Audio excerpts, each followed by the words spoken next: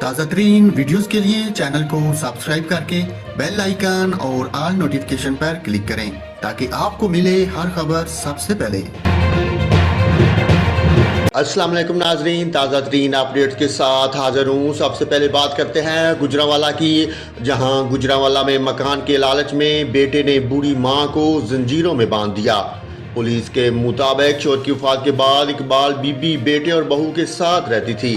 بیٹے نے مکان اپنے نام کروانے کا کہا، لیکن ماں نے انکار کر دیا، جس پر انہیں زنجیروں میں جکڑ دیا۔ پولیس کا کہنا ہے کہ پولیس نے اقبال بی بی کو آزاد کروا کر ملزم اجاز کو گرفتار کر لیا۔ متاثرہ خاتون نے کہا کہ بیٹا اور بہو مل کر تشدد کرتے اور کھانا بھی نہیں دیتے تھے۔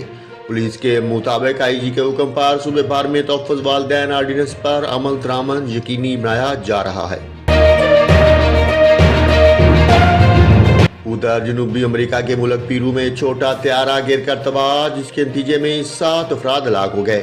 پیرو حکام کے مطابق ہلاک ہونے والوں میں نیدرلینڈ کے 3 اور چلی کے 2 شہری شامل۔ حکام نے بتایا کہ طیارہ حادثے میں ہلاک ہونے والے عملے کے 2 افراد کا تعلق پیرو سے ہے۔